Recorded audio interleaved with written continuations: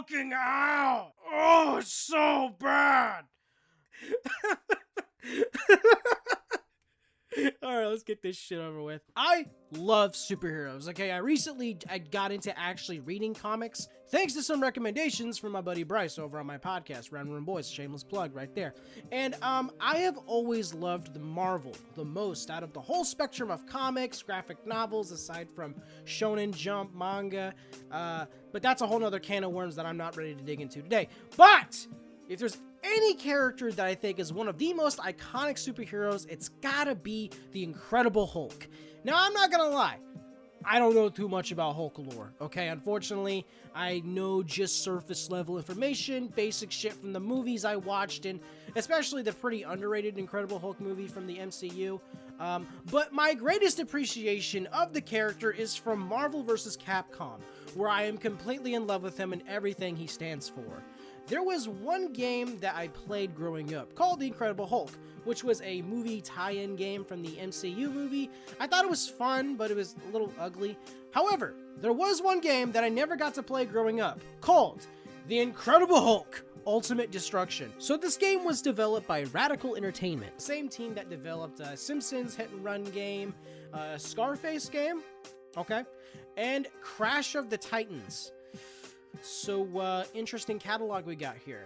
I am playing the GameCube version of the game since, that is the copy I was given. So, yeah. So strap in, ladies and gentlemen, and let's get ready to Hulk out!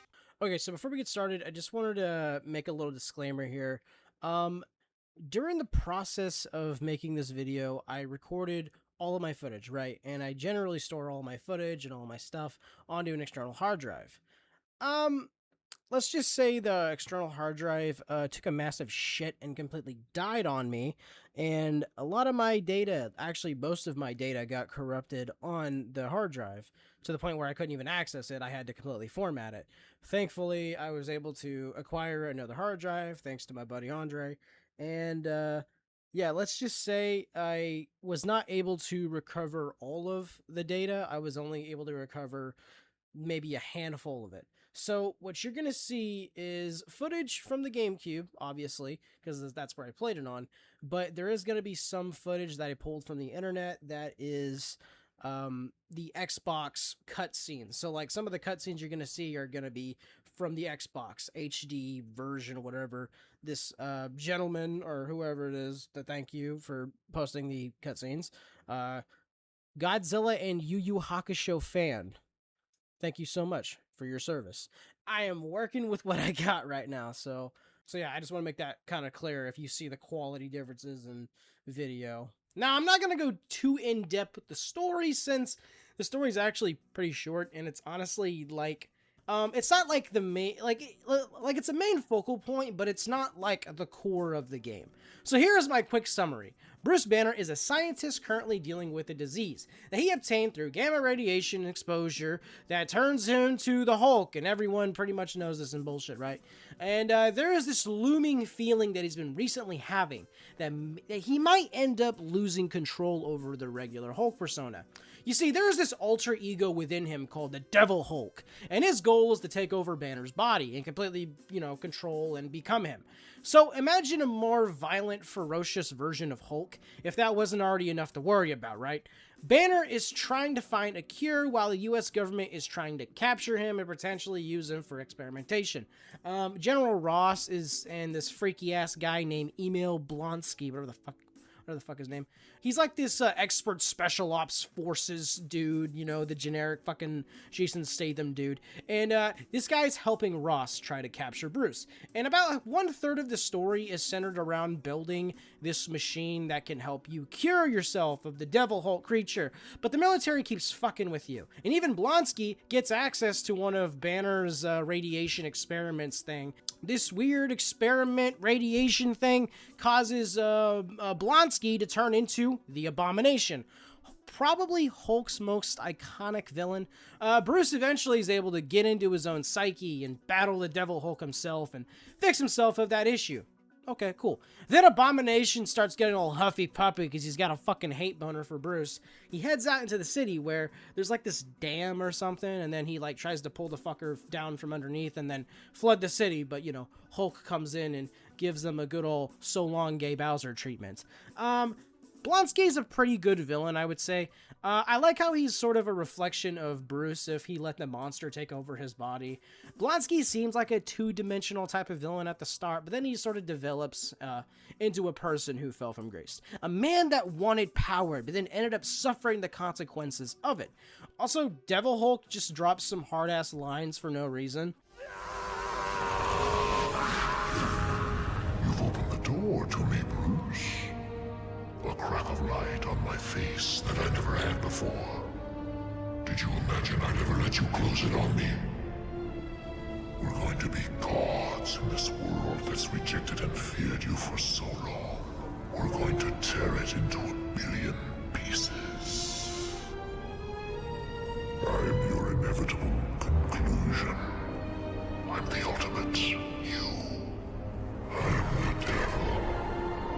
Overall, the story is pretty good, but it feels like it was such a small portion of the game in comparison.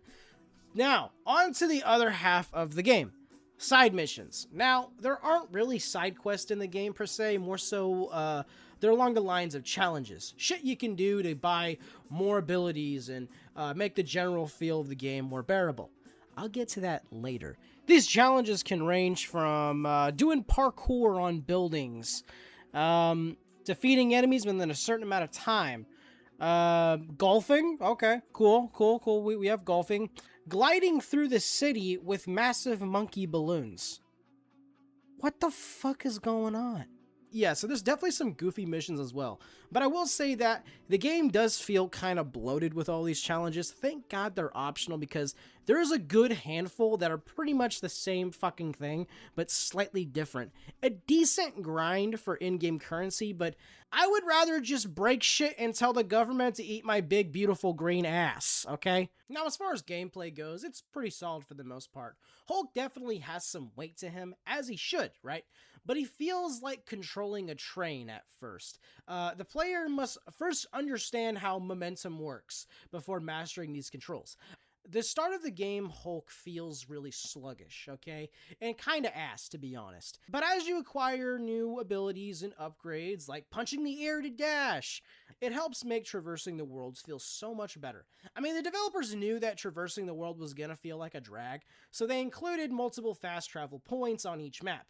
So the overworld of the game is essentially split into two different sections. You got the city world, and then you got this desert military base, and then it turns into kind of a city area.